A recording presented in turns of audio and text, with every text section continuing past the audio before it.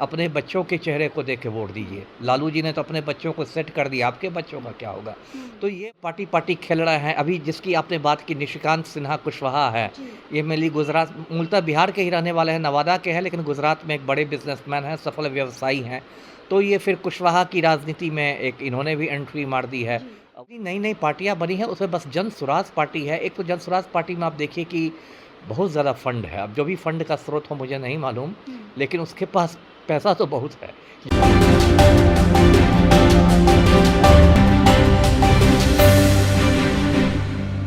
नमस्कार, आप देख रहे हैं रब्सी लाइव न्यूज़। देखिए, इस साल के अंत में बिहार विधानसभा चुनाव होने हैं। विधानसभा चुनाव से पहले तमाम कई पार्टी हैं जो बिहार में उभर कर आए हैं। नई नई पार्टी भी आई है, तो वही पुरानी पार्टी भी सक्रिय रूप से मैदान में उतर चुके हैं। सीधे खास बातचीत करेंगे। हमारे साथ बातचीत करने के लिए अमिताभ दास जी हैं। बहुत शुक्रिया सर बातचीत के लिए जी, आपका। आपका भी धन्यवाद। जी। सर, इस साल के अंत में बिहार में विधानसभा चुनाव है। बहुत सारी ऐसी पार्टी हैं जो पहले भी कार्यरत थी और अभी इस साल भी बहुत सारे नई पार्टी का आरंभ हुआ है। बिहार की जनता आखिर कंफ्यूज्ड है कि किसे वोट दे। बिहार की तरक्की के लिए, बिहार की विकास के लिए क्या सोचे, क्या कहना चाहेंगे सर इस पे? नहीं, सही कहा आपने। ये तो अब चुनाव के ज़्यादा समय नहीं रह गया, 4.5 महीने मोटा-मोटी रह गए हैं। जी। और जैसा चुनाव आयोग की गतिविधियों से लग रहा है कि अक्टूबर के प्रथम सप्ताह में चुनाव की अधिसूचना जारी हो जाएगी और नवंबर तक सब कुछ संपन्न हो जाएगा। 2-3 चरणों में चुनाव हो जाएंगे। तो बहुत ज़्यादा नहीं आप कह सकते हैं, एक तरह से कि उल्टी गिनती शुरू हो चुकी है। अब आपने कहा कि नई-नई पार्टियाँ बन रही, तो देखिए बिहार में अभी 2 ध्रुव हैं बड़े-बड़े। एक तो सत्ताधारी जो है एनडीए गठबंधन, जिसमें भाजपा, जदयू, हम, लोजपा, रामविलास ये सब हैं, राष्ट्रीय लोक मोर्चा ये सब है। और दूसरा बड़ा है महागठबंधन, जिसमें आपको राष्ट्रीय जनता दल है, कांग्रेस है, वीआईपी है, वाम दल है, ये सब 2 बड़े-बड़े ध्रुव हैं। जो तीसरा एक बड़ा ध्रुव उभरा है, जो पिछले चुनाव में नहीं था, इस चुनाव में है, वो जन स्वराज पार्टी है ना? जन स्वराज पार्टी का गठन पिछले साल ही हुआ 2 अक्टूबर को, गांधी जयंती के दिन। और प्रशांत किशोर सब जानते हैं कि पहले चुनावी रणनीतिकार थे। जन स्वराज पार्टी के वही मतलब आप कह सकते हैं सर्वे सर्वा है, सूत्रधार हैं। ऐसे राष्ट्रीय अध्यक्ष और प्रदेश अध्यक्ष अलग-अलग लोग हैं, लेकिन मेनली वो प्रशांत किशोर की पार्टी के रूप में ही पहचान है। तो देखिए, उन्होंने बहुत ज़्यादा मेहनत की है, ये तो माननी पड़ेगी। आप उनसे सहमत हो असहमत हो वो अलग बात है, लेकिन उन्होंने मेहनत बहुत ज़्यादा की है। 2 साल तक तो उन्होंने एकदम जन स्वराज यात्रा की, उन्होंने सैकड़ों गाँवों में पदयात्रा की। मुझे नहीं लगता कि बिहार के इतिहास में कभी ऐसी पदयात्रा हुई होगी। और टूटी-फूटी सड़कों में जा रहे हैं, गर्मी में जा रहे हैं, बारिश में जा रहे हैं, बहुत बहुत मेहनत उन्होंने की। और अभी भी वो काफ़ी मतलब मेहनत कर, अभी उनका बिहार बदलाव यात्रा उनकी निकल रही है। और बिहार बदलाव यात्रा में तो इतनी भीड़ आ रही है कि उससे बाकी पार्टियों का मतलब बिल्कुल टेंशन बढ़ गया है। बहुत पुरानी भी पार्टी है, आरजेडी है, कांग्रेस है, जेडीयू है, वो भी मैदान में है, अभी भी सक्रिय रूप से हैं। क्या जनता उन पार्टियों पर भरोसा ना कर जनसुराज पे करेगी?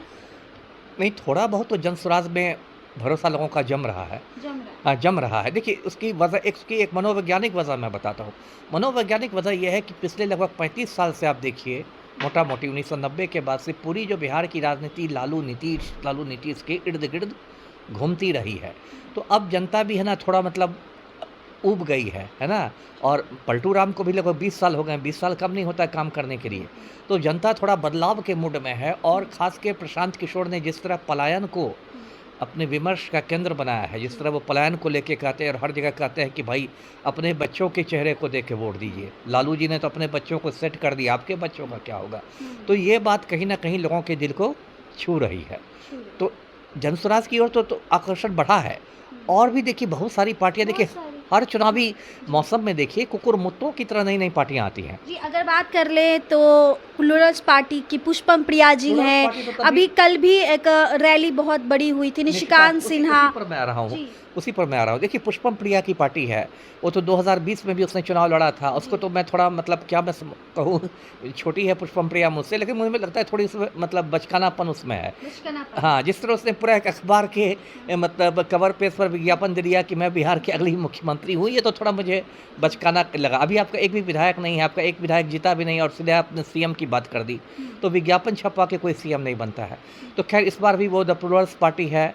मतलब अभी वो महायान यात्रा और कौन-कौन यात्रा निकाल रही है। एक और नई पार्टी आई है, वो शिवदीप लांडे आईपीएस थे, 2006 बैच के, पूर्णिया के आईजी थे, उन्होंने इस्तीफ़ा दे दिया, उन्होंने हिंद सेना बना ली है। ऐसे वो मूलतः महाराष्ट्र के रहने वाले हैं और उनके ससुर महाराष्ट्र में राजनीति करते हैं, मिनिस्टर भी रह चुके हैं।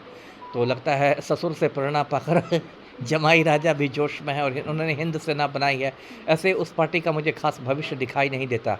एक और छोटी सी पार्टी आरसीपीसी ने बनाई थी, आशा, आप सबकी आवाज़, लेकिन आशा में उनको कुछ लगता है निराशा मिल गई, क्योंकि उसका उन्होंने जनसुराज पार्टी में विलय कर दिया है। फिर एक आईपी गुप्ता हैं, जो आपको पान तांती समाज वाले हैं, तो वो भी, उन्होंने भी कुछ इंडिया इंकलाब पार्टी बना ली है।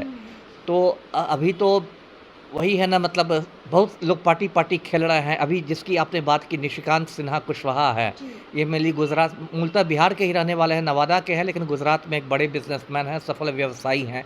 तो ये फिर कुशवाहा की राजनीति में एक इन्होंने भी एंट्री मार दी है। अब वो भी आजकल में कुछ एक कुशवाहाओं पर आधारित एक पार्टी बना लेंगे।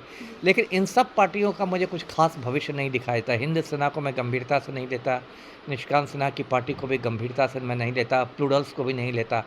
ये जितनी नई पार्टियां बनी हैं, उसमें बस जन सुराज पार्टी है। एक तो जन सुराज पार्टी में आप देखिए कि बहुत ज़्यादा फंड है। अब जो भी फंड का स्रोत हो मुझे नहीं मालूम, लेकिन उसके पास पैसा तो बहुत है। जिस तरह से छोटे-छोटे कार्यक्रमों में भी खर्च होता है, वो तो खर्च देख के लगता है कि हाँ, लक्ष्मी जी की पूरी कृपा बरस रही है प्रशांत किशोर पर। और उसमें मेहनत का तड़का लग गया है। ऐसी बात नहीं कि सिर्फ पैसा है, तो मेहनत का तड़का लगा है और उसमें कुछ काबिल लोग जुड़े भी हैं। जैसे एक आईपीएस अधिकारी थे, मैं उनको बहुत इज़्ज़त देता हूँ, mister R K. Mishra sir, Rakesh Mishra sir, वो भी जनसुराज के बड़े चेहरे हैं। वाई.वी. गिरी पटना हाईकोर्ट के बड़े वकील हैं। तो ये सब उसमें कुछ अच्छे लोग, उनकी एक अच्छी टीम बन भी रही है। तो जनसुराज पार्टी से, नई पार्टियों में जनसुराज पार्टी से सबको खतरा होना चाहिए। जी। तो चलिए देखिए कि बिहार में अगर बात की जाए तो जेडीयू और राजद महागठबंधन और एनडीए सक्रिय रूप से अभी बिहार में है और कई छोटी छोटी पार्टी जो बिहार चुनाव से पहले आ चुकी है, लेकिन जन सुराज वो ऐसी पार्टी है जो महागठबंधन और एनडीए पर खतरा बरत सकती है। फिलहाल इस खबर में इतना ही। हमारे साथ खास बातचीत कर रहे थे अमिताभ दास जी। और फिलहाल आपको क्या लगता है, कमेंट में अपनी राय ज़रूर दीजिएगा। बहुत बहुत शुक्रिया।